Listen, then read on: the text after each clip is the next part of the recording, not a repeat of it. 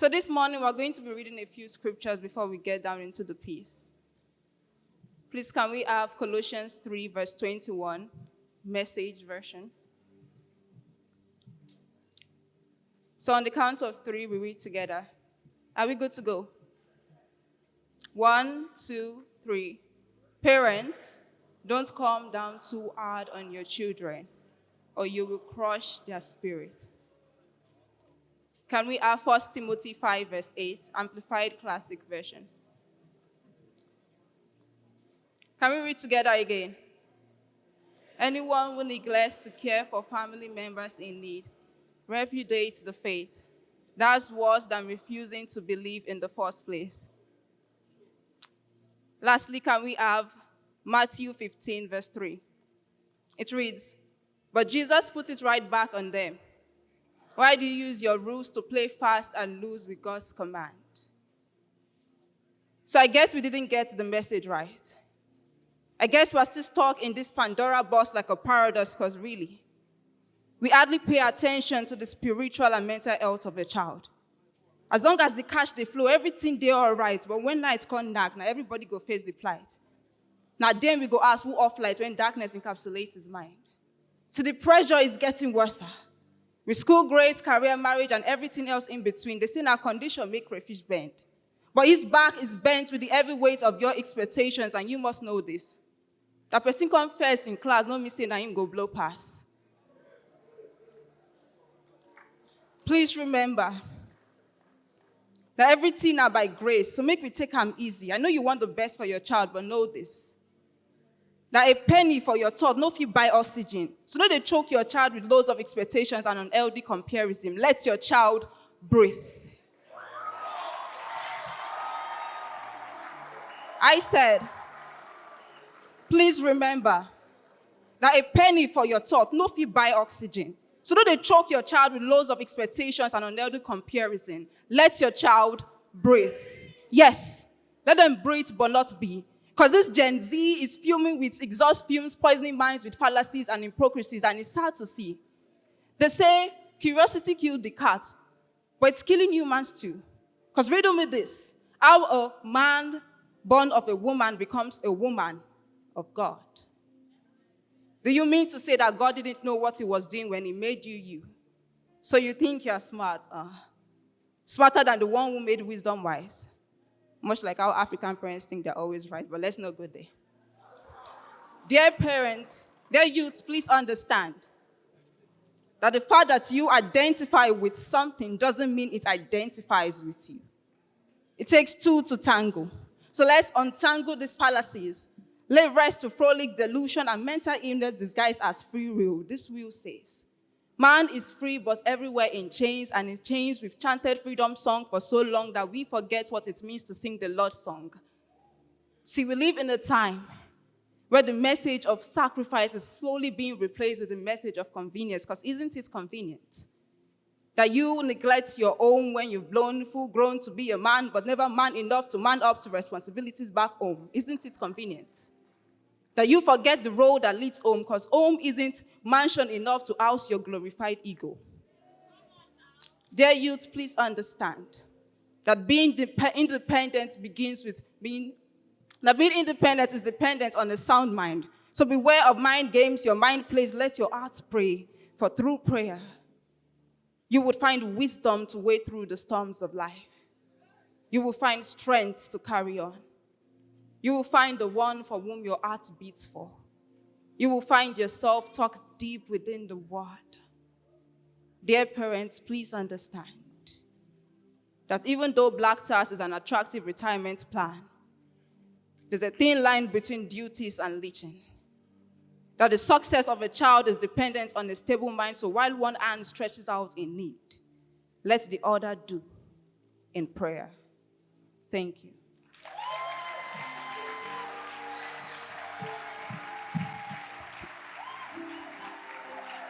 Praise the Lord. You can't be praising my God sitting, are we? Praise the Lord. Hallelujah. How enjoying the youth month so far? You're breaking my heart. How are we enjoying the youth month so far? Yes. Okay, so today is the day of uncomfortable conversations. There are a lot of things that we bury under the rug and we assume that we all understand. But then we know really that I'm upset about that and you're upset about it. But then you're a parent, you suck it up. You're a child, I'm telling you, so therefore keep quiet.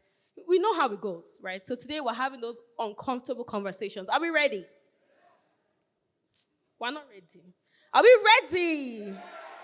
All right. Please, you may have your seats. Hallelujah. Today, the theme of our panel session is the dynamics of parent-child relationships. And we have some veterans on the panel. These people have raised children, some have raised grandchildren, some are children, some are kind of not children, almost adults, some are adults. So please bring your notepad if you're a parent, you're trying to know how to balance your conversation with your semi-adult child. If you're a semi-adult child, you're trying to understand how to communicate with your parents. This is the panel for you, right? So let's have our notes and our jotters and all of that ready to take notes. Are we ready? So please, with your warm round of applause, as I call every panelist to the stage, I want us to warmly welcome them. First, we have Elder Bode Adekoye.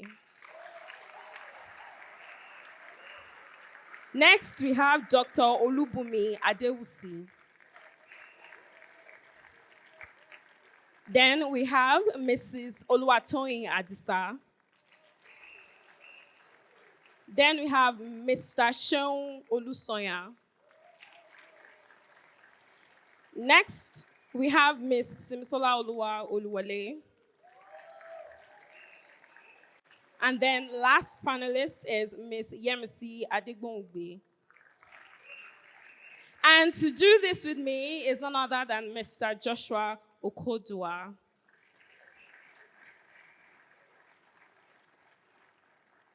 All right, daddies, mommies, grandma, grandpa, my fellow colleague. Welcome to the hot seat. We have some questions for you. And hopefully at the end of the day, we're all going home with more wisdom and some enlightenment on how to navigate some of all these tricky situations. Let's get right into it. The first question is, how have you ever handled moments of disagreement with your child? And what are the strategies that work best for you? Okay, thank you for the question. As a mother of 3 grown children, we've had moments of disagreements, loads and loads and loads of it, but after every disagreement, we always come around to find a solution.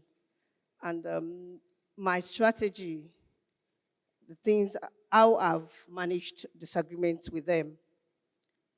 One thing you realize is that there's generational gap. So they don't think the way you think. Once you realize that, that will always bring conflict in your ideas. Your ideas will always conflict with their own. So when you're having this conflict, it leads to misunderstanding. They have their own mindset, and then you're coming with your own to impose it on them. That's the wrong thing. So we've had many, like I said.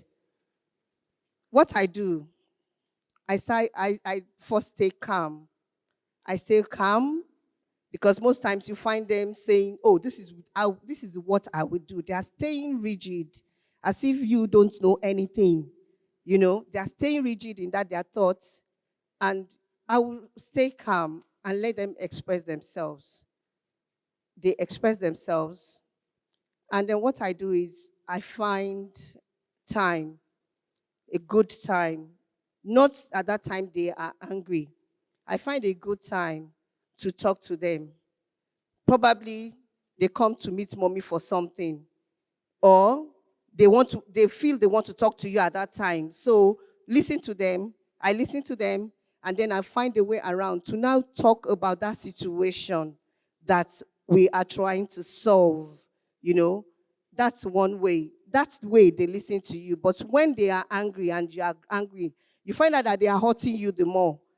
At times I'll be like, Emi Umale, soba I see yami.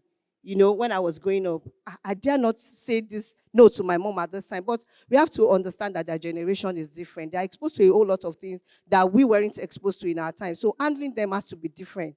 So we dialogue. Dialogue is very key. You have to solve that problem together. Sit them down, like I told you, in their best moments, not when they are angry, and then try and make them reason why this has to be the way it is and why you are telling them. Share your experience with them. Let them know you are not trying to enforce things on them. And then, that way they come around. And again, when I have overdone it, I say sorry to them a lot of times. I bury my ego and I say I am sorry. All right, thank you, Ma. Before we move to the next question, I don't know if we can get a daddy's perspective on this, because mommies, from my experience, mommies they're the ones that would have dialogue and have conversations. Daddies would be like, are you? Right, so can we get a daddy's perspective on this, sir? Okay. Praise the Lord.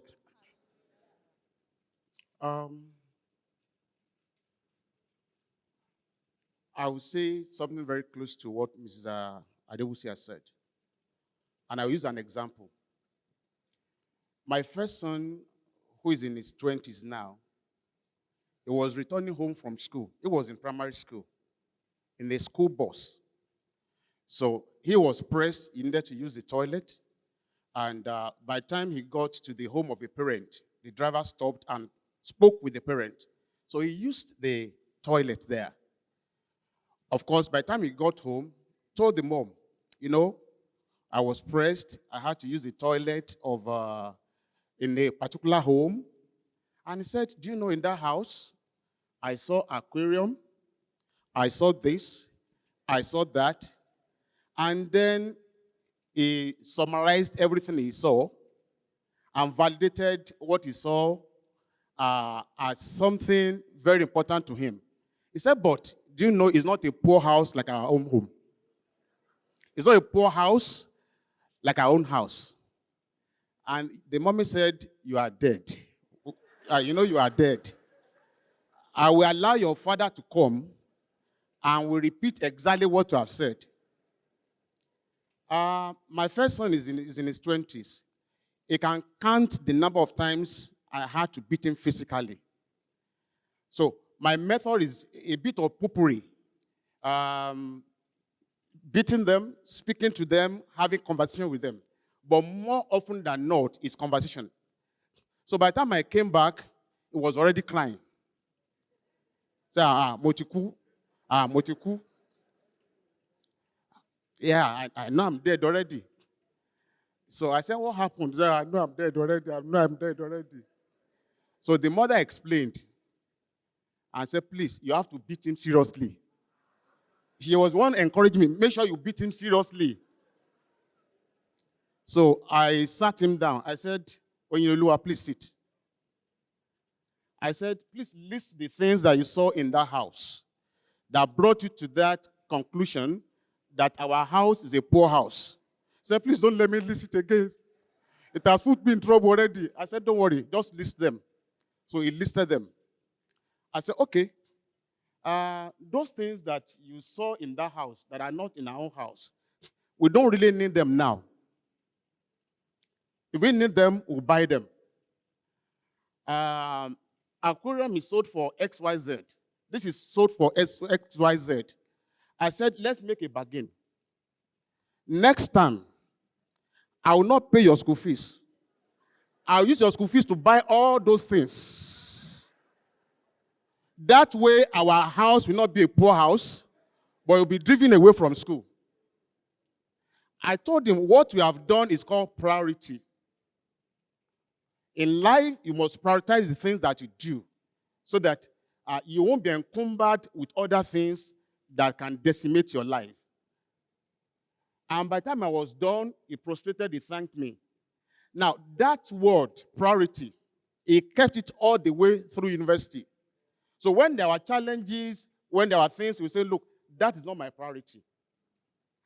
It was told in primary school, but he kept it all through. When his mates in university were buying things, he would look at it, no, it's not my priority. When he was in Covenant, the one that comes immediately after him, my daughter, was in Unilag.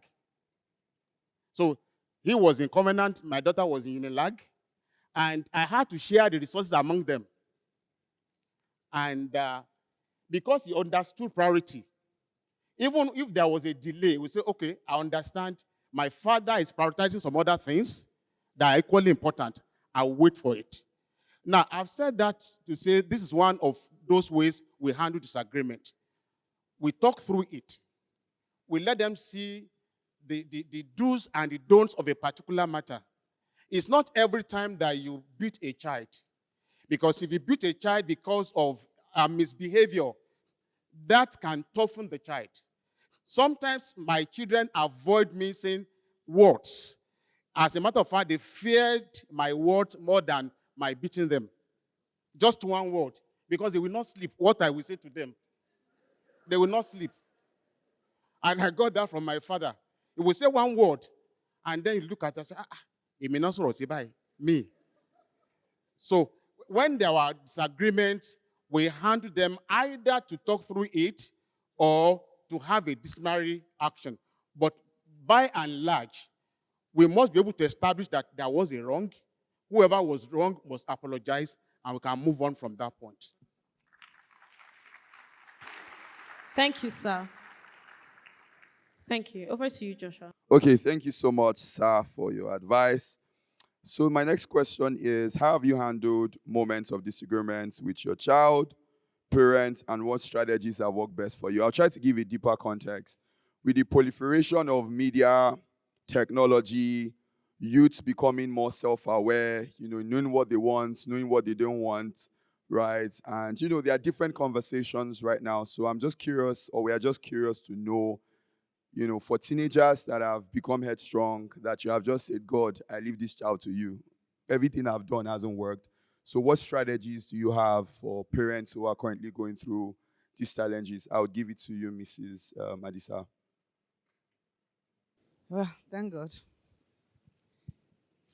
When a child has already become headstrong, like you said, and also looking at the fact that now most children go to Google before they come to you.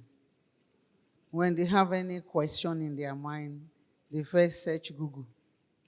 In fact, sometimes when you try to explain to them that what they are reading on Google are not necessarily the right things for them, they will argue with you. So the first thing for me, when a child is already going the other way, is to take it to God in prayers. And the most important other thing is to keep dialoguing with the child. Keep showing the child that what he is seeing, even when he climbs a tree, you are seeing it sitting down, and you are seeing farther than that. So, prayer is the way to go, and dialogue. Keep praying, keep talking to the child about it, keep showing the child the Word of God, that the Word of God must be the final authority in every situation of our lives. Thank you. Thank you, Ma. Thank you, Ma.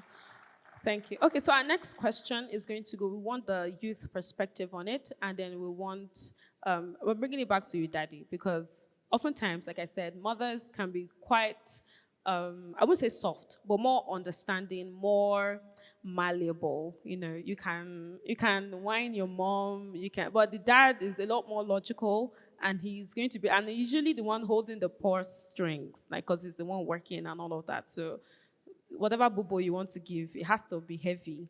Do you understand? So the next question, I would give it to a youth first, and then I would bring it back to you, sir. So, Simi, How have you managed the transition from having your parent be your primary provider and, law and order in the house to them being more of a friend and advisor? Has it been easy to sort of assert your independence, or, what's it like? Please, and give us examples. Thank you. Okay, so first off, I want to say that there's only a level of independence you can attain when you're leaving your parents' house, right? You can't tell your mom that, oh, you are shifting my coffee because I now pay the utility bill. That's not her business. It's her house. You get? But when I moved from being a teenager, growing into becoming a youth, I think what helps me and my mother was the fact that right from when we were little, she communicated with us as if we were her friends. In my opinion, she shared too much. It's like, Madam, go and get your own friends. But I know I'm in trouble. But, it moved from when we were younger. When my mother is angry, it's fire and brimstone. Everybody run for cover. And then by the time I was becoming a teenager, she started to realize that, if I continue to have this approach, these children will not come to me. So my mom started talking to me. My mom would tell me everything she does every day. And I'm like, I have my own life. Why are you telling me all this? But because she did that, it was easy for us to transition to her being my friend.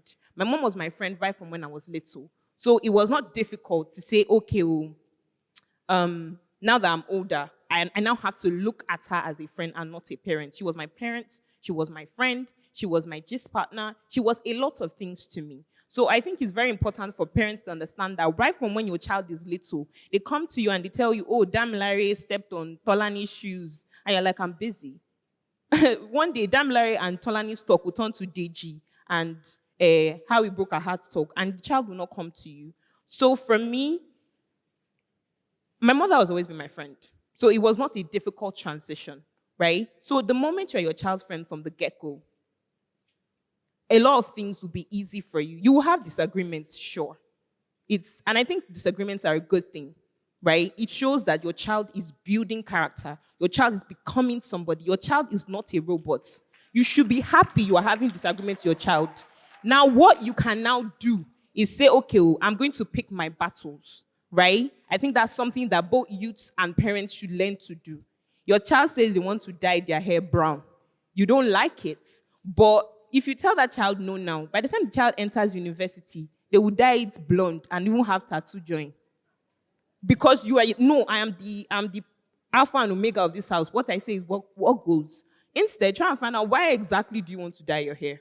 I remember I'll use a clear example. I wanted to get a septum piercing. I told my mom, Mommy, I'm going to get septum piercing. The audacity I had. I'm going to pierce my nose. Not you here, like right here. The look she first had is, God, where have I gone wrong with this child? But she sat me down and she said, okay, let's look at pictures of this thing. And she painted a picture in my head that till date has not left. She told me that, so all these people that you're looking at, so like Google, I think she said cow rings, those rings that they put on cows. And then she said, is that what you want to look like? At that point, she didn't say, you cannot do it. She said, do you want to look like this? So it seems like you are giving your child some sort of power. Like, okay, you have the option to choose, although you really don't have an option to choose. Now, when it comes to finance and the likes, that's a battle that we are still fighting currently. But communication is key. In everything, whatever you are doing with your child, communication is key. My mom and I disagree over so many things, especially when it comes to money, because two of us have horrible spending habits. So, if she comes to me, there's certain needs in the house. Like Daddy clearly said, she taught us to prioritize. I want to buy skincare. There's a need at home, right? By the time she'll sit you down and say, okay, let's weigh this thing. This your skincare, you already have certain things already. This one that you are adding, is it a need or a want? So with with having kids, the older your child gets, you just have to relent, right? And trust that the things you have taught them when they were little will come to play. So that's what I have to say. Thank you. Thank you. Okay, so over to you, sir. As the parent, now she has talked as the youth, as a person who's younger, and she has shared how things looked from her perspective, right? But then, as the authority in the house, no matter, unless if God takes your husband, usually the father is the one that lays down like the law. Like you give the example you gave, the mother was like, just wait till your father comes back. He's going to beat you. He's going to. She could have flogged him or should have carried out whatever discipline she wanted, but she was going to defer to you as the authority in the house, right? The Christ in the home, essentially, the shepherd. So how have you, because now you mentioned you have 2 adult children. And I know for a fact that one of us is not even, it's not currently serving here. So that's like the biggest thing a child can do. Say like, okay, I'm done going to your church. Bye. Right? How do you go from this child has always listened to me, and when I say this, my foot is down, and this child has accepted, to this child, are you not hearing what I'm saying? I'm saying this, and the child's like, okay, that's you. What I'm saying is this. How do you manage that? How have you been able to manage that? Thank you very much. Let me say this very clearly. Right from being toddlers, children had wanted to assert their independence. And a child will either state preference for milk or the mother's breast, even when that child cannot communicate. There's an unending, I don't want to say warfare, but there's an unending conflict between parents and children who desire to have their independence. In my own home, we don't have much of conflict about independence because each one is allowed a certain level of independence as long as the red lines are not crossed. What are the red lines? If you go out of the house by XY time, you must be back. And if you cannot come back, there must be a valid reason why you will not come back at that time. So we have that understanding that these are the red lines that we all cannot cross. Even if I go out and I have some other assignments that come up that were not part of that day's agenda, I will call home. Okay, please tell the children I will not be back because of this reason. Is any one of them close to you? Please give the phone to him or her. Now, if I do that for myself, I expect them to do that for themselves. The little conflict about independence usually is between my wife and the children. Particularly the youngest one, who is 13. The mother will have picked the clothes to wear to church on Sunday. They will agree. Everything is fine. Shoes. But early in the morning, it will ensure that that cloth, there's a problem with that cloth. Say, Mommy, I cannot wear this cloth to church this morning. And then it will bring up that argument very close to our exiting the house. So whether you like it or not, you will allow him to wear it. In fact, when they start the quarter, I thought, because I will be looking at the clock. What will I say to the Senate president? I'm late to the missionary force meeting. So I just say, God will help you to sort out the problem. Those are the little problems. Then I have my son, who is 19, has a big afro. Big afro. So anytime I call him and say, look, you have to reduce this, they will go back and be laughing and say, because he doesn't have hair on his own head.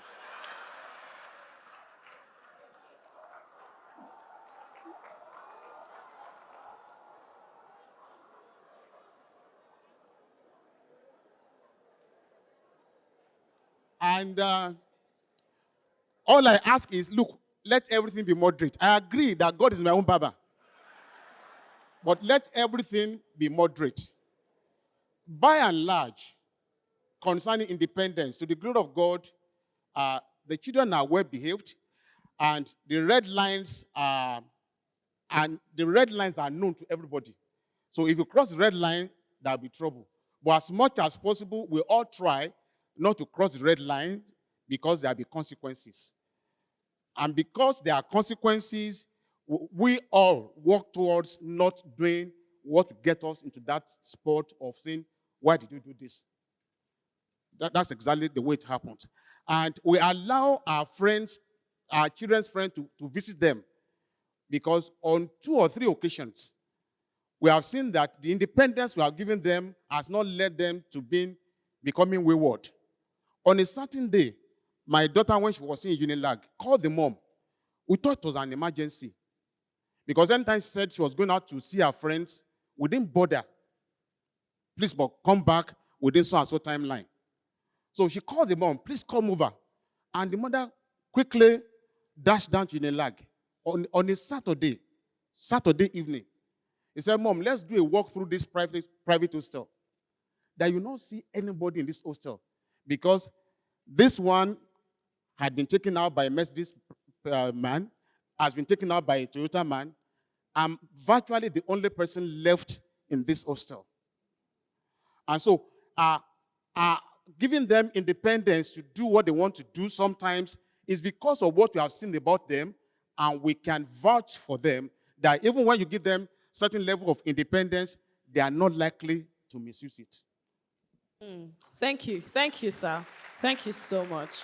I would actually like to share an example of how independence, how I first got my first taste of independence. So when I went to school pretty young. I was 16 going on 17. And I'd never had a bank account in my life. I would always ask my mom for money, and she would give me 200 naira or 100 naira, right? Then when 200 naira had weight, right? But then first time in my life, they're like, oh, you have to open an account. GT Bank came all over. Everywhere was the campus, life. And then I go to the bank to open an account, and then I use my phone number as the number on the account. And then I talk to my mom, and she's like, what's that? How do I know that you're not misspending the money? Go and put my number there. I was like, yo. So I went to the bank, as far I'm an obedient child.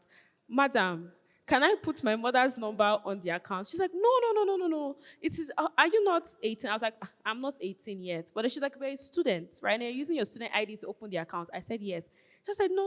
Like, it's your account. Like, by the time you graduate, it's still your account. So you can't put your mother's account. Mom was like, how can she be telling you what to do? You have to tell her that your mother is putting her now. So, and then I just said one thing. And then at the time when I said it, I just believed that God is the one that just put it in my mouth, because I would have never had the guts to say it. I just said, that what's the point of training me all my life if you wouldn't even give me the opportunity to show you that it worked? And then my mom said on her end, she's like, hold the phone. Who gave this girl liver? Right? And then the Holy Spirit ministered to her and said, is she lying? She's not lying. Because the truth of the matter is, when it comes to raising children, you don't know that you've done a good job until they're adults. That's how you know that you did a good job, right? So, yeah. I just wanted to let you know that it's something that I've personally experienced. And like you said, even from being a toddler, being children, teenagers, you see that children are trying to assert their sort of independence and have some sort of choice, regardless of the situation. So thank you, sir. And thank you, Simi. So to the next question, thank you. The next question is going to go to our humble minister on the panel. Okay. Hi, everyone. So I have a very different question entirely. And it's based on some of us are parenting. We acknowledge that it can be very challenging raising kids. And, can we all just clap for our parents? If you're parents in the house, So just in case, you are sitting in the crowd and you think that you're not doing a good job, we just want to acknowledge that it takes a lot to actually raise a child. So you can just also clap for yourself again. All right. So going back to my question, over time I've realized that a lot of us are parenting the way our parents parented us, right? There's a lot of generational parenting going on, right? Because your father parented you in that way, you want to parent your child that way. Because your mother, a child does something to you and like, I did not do this to my mother, so you cannot do it to me, right? I respected my mother, So I'm just curious as to, do you think there's a problem with parenting the way your parents parented you? And if that's the case, is it a problem? Yes. If it's not a problem, we would also like to know. And if you have identified the problem, how are you making ethical adjustments so that we also don't pass down, generational parenting that might have been very, very, not necessarily bad, but we are just in a different time where we also need to just change our ways. And my last question to that is, do you also think parenting requires dying to self, right? Because many a times we see dying to self as husbands and wife. And I'm also just curious, do you also think that parenting requires you dying to yourself and seeing your child as, somebody that you can also die to self with? Yeah. Anyone can. Mr. Shion, I think it would be nice to have your perspective, and you can just pass the mic. Thank you, sir. My case, my parents died when I was very young. So I had to live with relatives, uncles, aunties, and there were different times in my life that the rules in the home I was living were different. So I was exposed to different rules in different homes. So I had different sets of upbringing, if I will. But I would like to start by saying that parents must understand that there are different phases, different seasons in their relationship with their children. There will be the time when the parents would have absolute control over the life of their children, that their word will be law. The children would have to obey. But then they must understand that that relationship will evolve and the children will begin to grow. And I have come to see now that the age between 11 and 30 is when an individual begins to understand life and begin to form their own worldview. And it is that age or that age bracket that parents must be very careful that they are able to now win the confidence of their child to carry them along in decisions. That when a child is now 27, for instance, there were things that you could say when he or she was 14, and she won't talk back.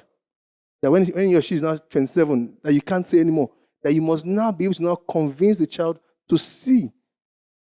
For instance, I'll share this personal story. I was introduced to pornography when I was 14. It was my older brother and my older cousin. And in those days, we only had VHS player. So you will sleep and wake up around 1 a.m. or 2 a.m. when everybody had slept, and you put off the light in the home, and then you now sneak to the living room to watch the nonsense you want to watch. And it was very difficult. Now you have to pray that NEPA will not seize power. Because if NEPA should seize power, it will get stuck. And then you now start praying that, God, I must be at home when NEPA brings power. Because if you're not at home, somebody else will find what you're watching. It was that difficult in my own days to watch pornography.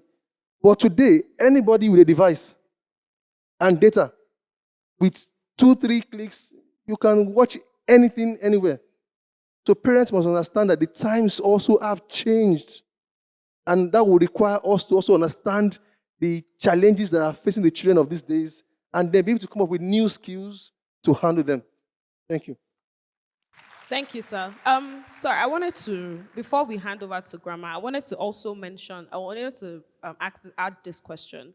No, we've heard from the perspective of a parent, right? But then when you're a grandparent, there are values that you have decided in your house to be known for, right? Like in my house, things like excellence, integrity, right, are things we want to be known for.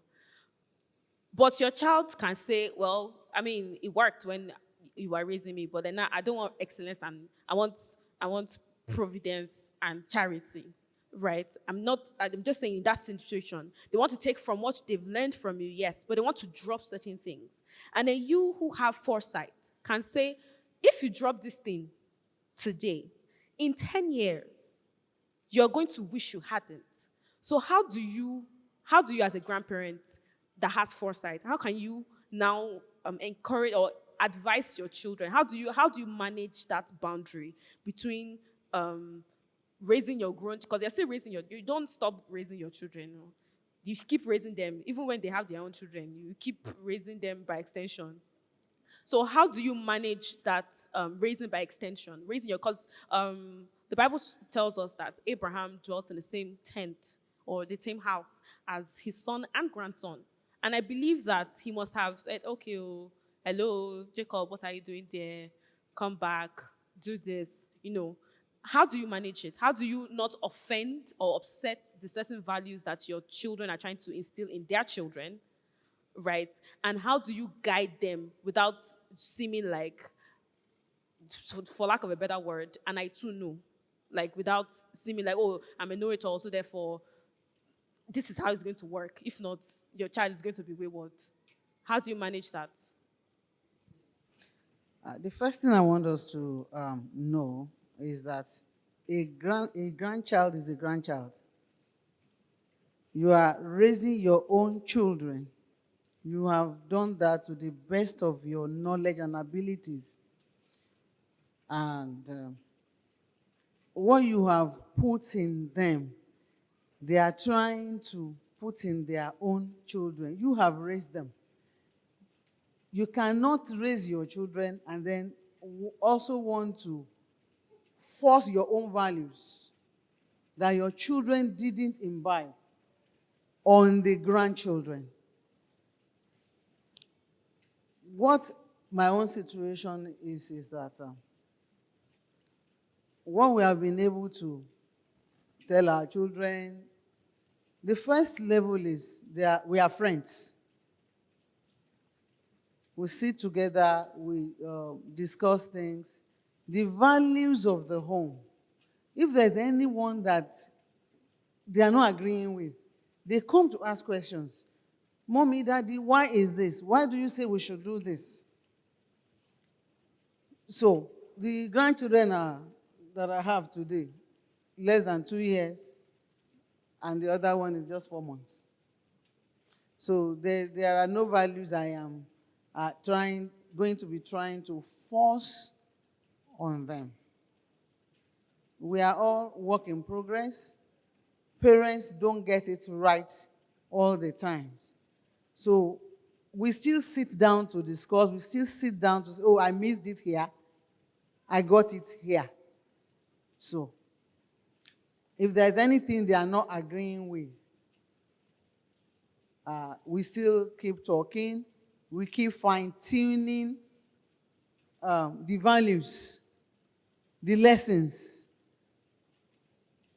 And so, in their children, what I want to see is what we have been able to put plus what they have garnered from the Word of God, from church, because you are not the only one that is training the child. So it's not going to be that we are going to also try to bypass the parents to force our perceived values on their children. We have raised them, they will raise their children. Whatever we tell them, the grandchildren, is going to be persuasive. Can't be binding. And if I come back to your own question, which was how were we parented, and then was that positive or negative? Are we now, let me just go to my answer. My own parents' style was not very positive. My dad had 17 wives.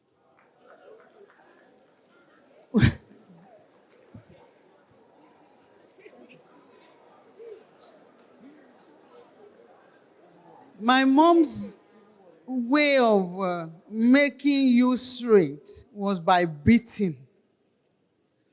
She had wire that she would just take like this, and you know you are dead. And I started like that. If a child goes wrong, my husband will be saying, don't beat. I will not look at him. I will so beat the child that next time, he will never do such things. But it got to a point that my children were growing up. You can't beat them at all ages. So we had to start talking about things. My children once said, the first two, they planned, the two of them, planned to run away from home. But after all their plans, they now say, okay, where are we going to run to? There was nowhere to run to. But by and large, I had to realize, thank God for this church, thank God for pastor and all the elders. When I entered this church, it's like I was also being parented anew. You were introduced to pornography by a cousin. My dad used to play pornography for the wives, the young wives. And some of them were my age. So we all sit down and watch it together. But becoming a parent, those are the things that I had to decide that, no, these ones are not values. My father introduced us to drinking alcohol. He will buy everything, put it there. You can drink, you can do anything you like. So, bad parenting, yes.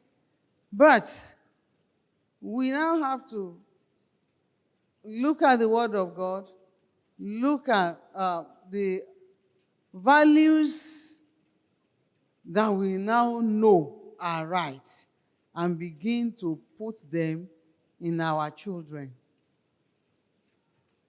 For my mom, one thing that I made up my mind will not happen was, I made up my mind that I will be my children's friend. Other wives in the home, their children could wear their shoes, take their jewelries. But for my mom, and that was like a deprivation for us. She had us 7 girls, 3 boys.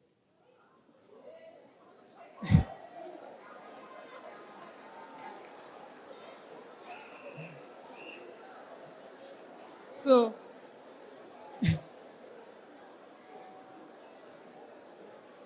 what I did from the beginning was, my children have access to anything that is mine.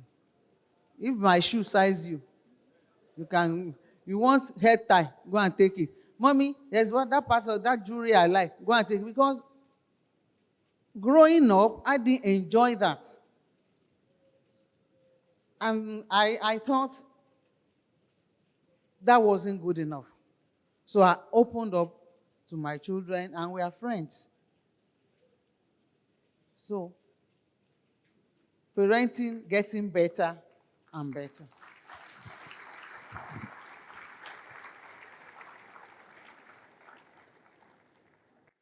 I would also like to respond to that question posted by Joshua about parenting our children now the way we were parented.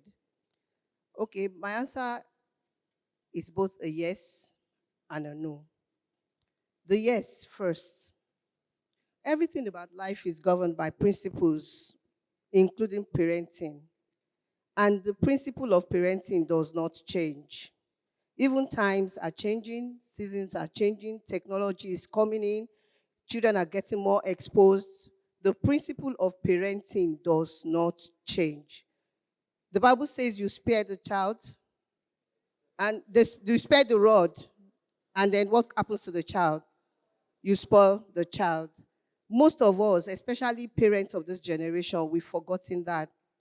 A lot of us will say, ìyá tí mo jẹ, ọmọ mi ò gbọdọ̀ jẹ.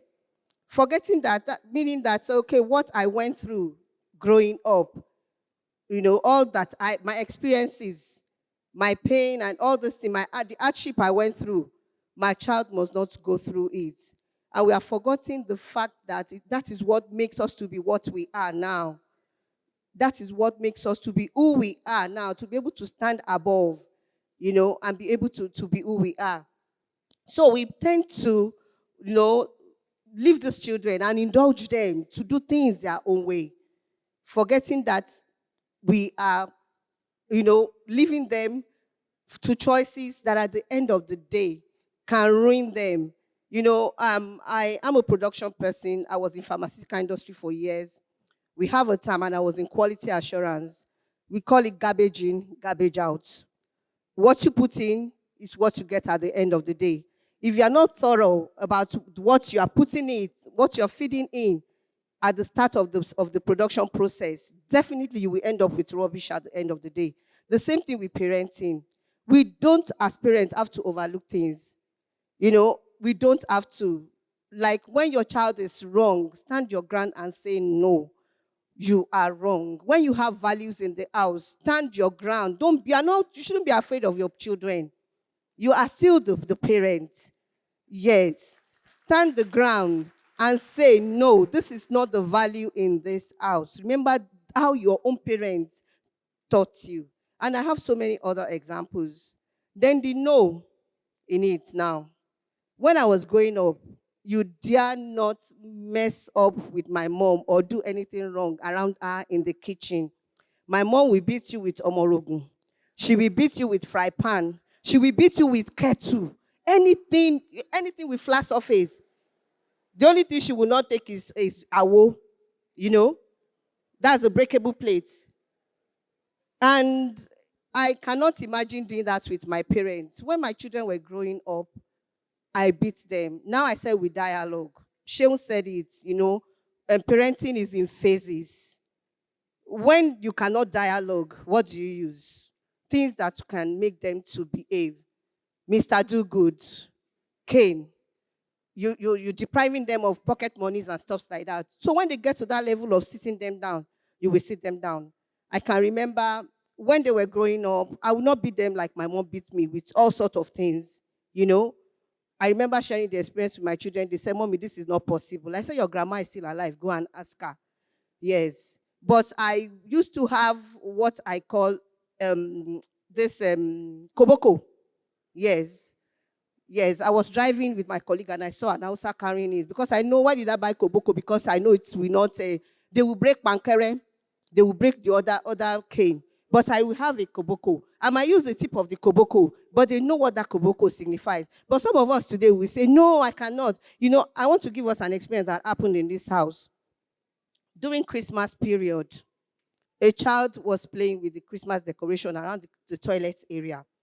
And then, one of the beautification people tried to stop the child. Oh, don't do this. Stop playing with it. The child did not stop. The woman now had to take the hand of the child away and say, don't, like pulling the child away. Do you know what the mom did?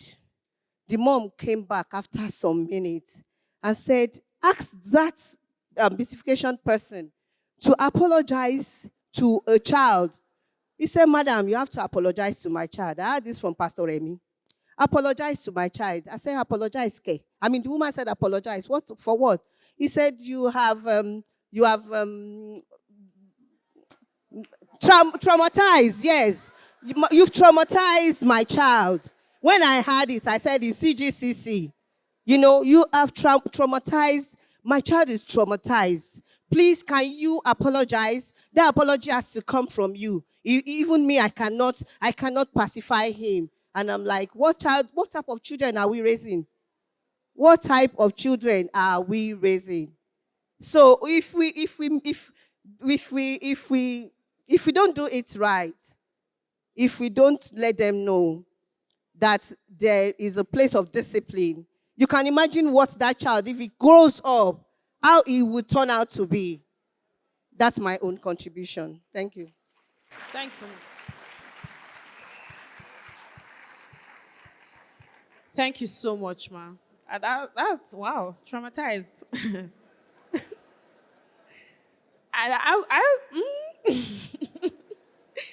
I must have been traumatized too. Interestingly, right? Interestingly, sorry, before you ask your question, interestingly, I think our parents are more traumatized than we, right? I think they went through a whole lot, you know.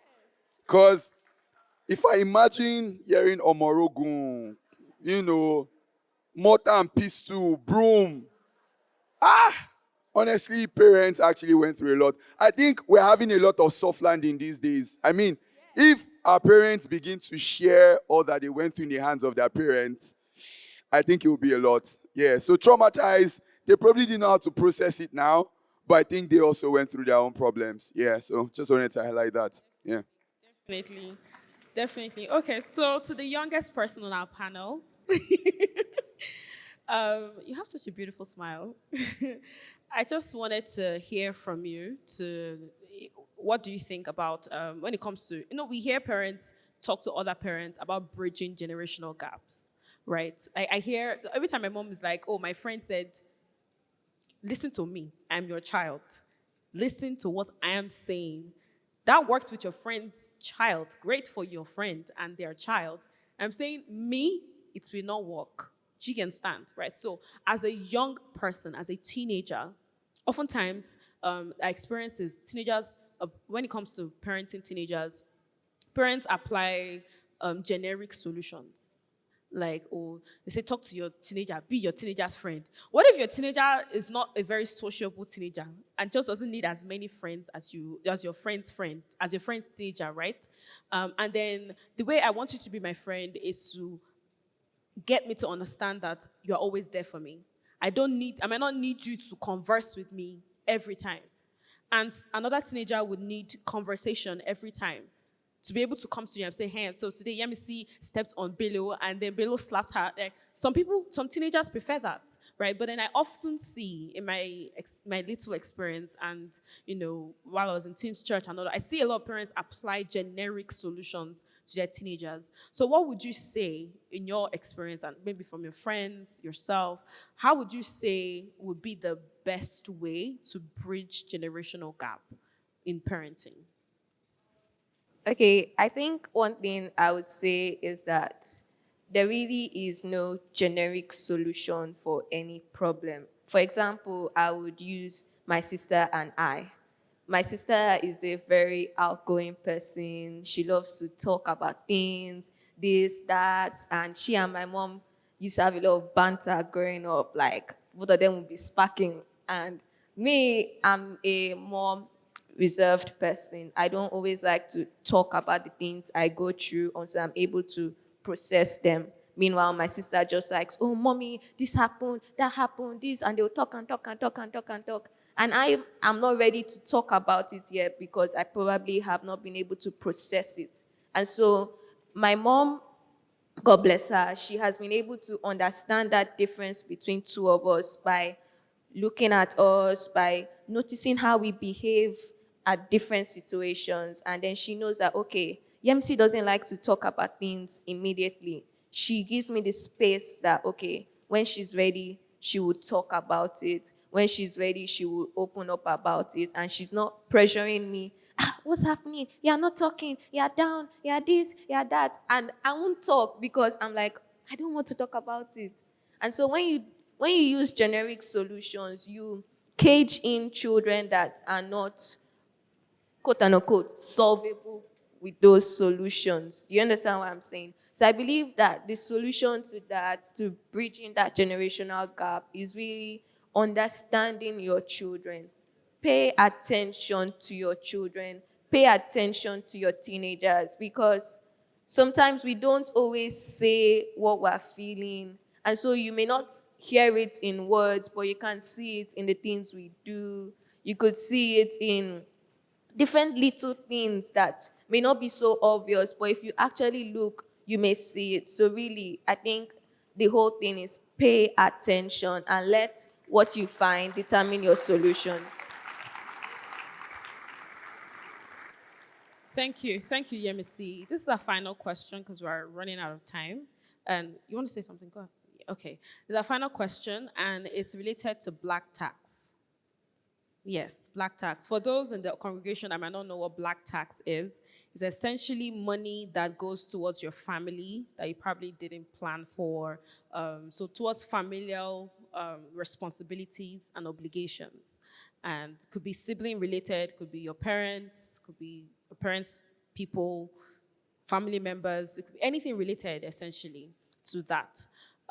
So my question is I'm just going to throw it to the entire panel, and we could just wrap up the session. One is, as a young person who has had to pay black tax, how have you been able to determine what percentage you're paying? Do you give everything to black tax, or do you take take 10%? After God is taking 10%, so yeah, take 7%, right? Or how have you been able to balance that? And then has it been a testy situation in your homes? Then the second aspect is for the parents. How have you been able to tax your children without it seeming like they don't have their own thing going on, they don't have their own money going on, that they're not able to, because we have a widow on the panel now, and as a child of a widow, I know that it gets to a point that you just want to relax. For you have been mother, father for such a long time, right? You want to be able to relax and be a woman, right? And then you're hoping that the people you've poured yourself into would be able to do that for you. But then at what point does it become too much on the child? And then they're like, I beg, you did not kill your mother, don't kill me. Do you understand? So, yeah. So who would like to go first? Yeah. Okay, so dealing with black tax, I think it is very important to set boundaries with your parents and communicate those boundaries. I said boundaries and everybody's face is like, oh my gosh, what's she saying? But in my case, right, the first time I earned like significant money, my mother expected me to give everything to her because, as an African child, your money is their money. But at that point, I had to say, okay, this money that I have right now, I'm going to give you this particular percentage, not because I want to waste this money, right? But I want to do A, B, C, D, E. That on a regular basis, you do A, B, C, D, E from me. But I think that if you let me keep this money, I can do it for myself, and I won't have to ask you for these things. Now, growing up, when we were younger, if we're collecting money from family members, my mom didn't just take it and say, your money just disappears, poof, into the air. No. You know that is your money they used to buy tomato. You know that is your money that, they used to fix the gen. It's the money that Uncle Sule gave to you that we used to do this other thing. She would tell you, confidently, in fact, that, I use this, your money for this. So I think in a way it made it easier for me, right? And then the older I got, and then because my mom was very open with her struggles, I think as parents, you want to shield your children. You don't want them to know. Please tell them. Let them know that this is the burden I am carrying. If we don't have food in the house, we don't have food, right? I'm expecting money and so time, but for the meantime, manage this Gary. So when you say, what are we eating today? The child doesn't tell you, let's eat fried rice and chicken when you are cutting costs, right? Communicate with your child right from when they are little. Tell them.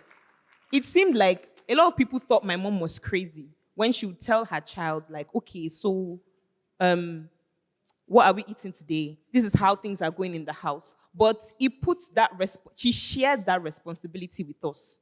So as I'm getting older, I know that at this time in the house, so-and-so thing needs to be done. And I know that mommy also needs certain things for herself, right? So I can say, in order to give mommy relief, I will pay for this thing.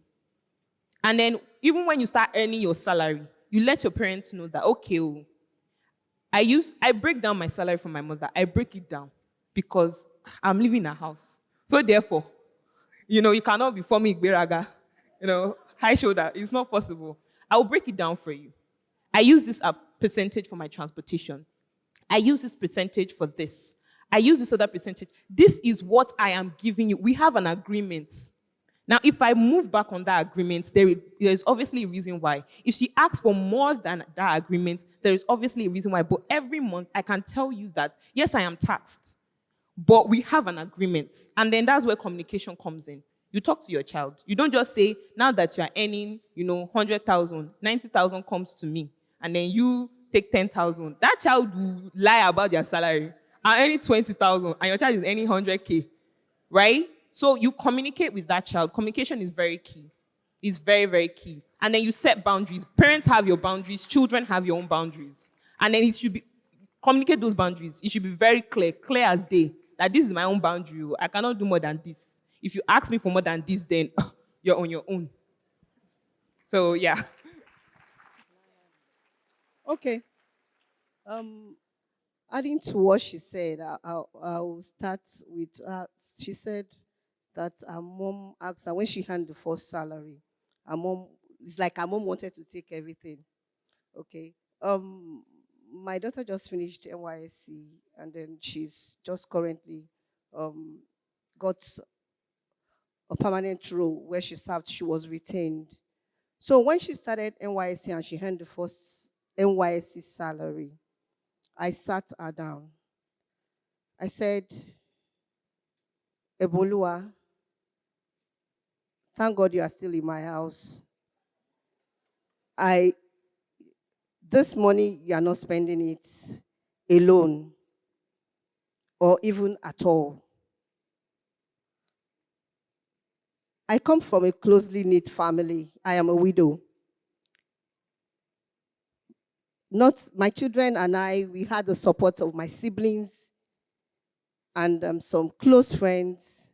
And I said, the reason why you're not spending this money alone is because you are going to give a part to all these people that were there for you.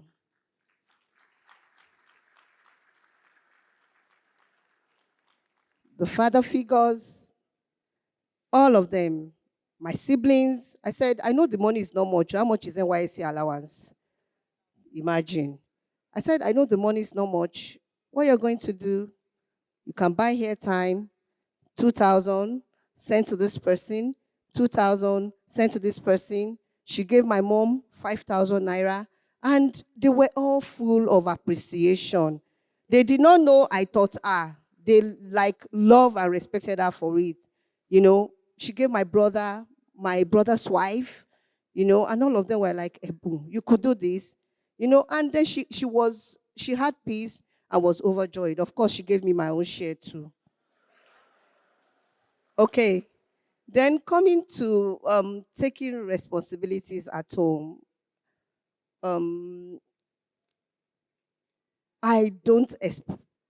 This is personal.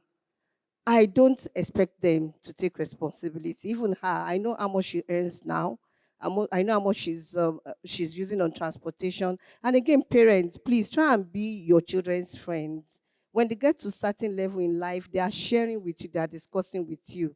They are not earning and they are hiding from you. That, mommy will take everything.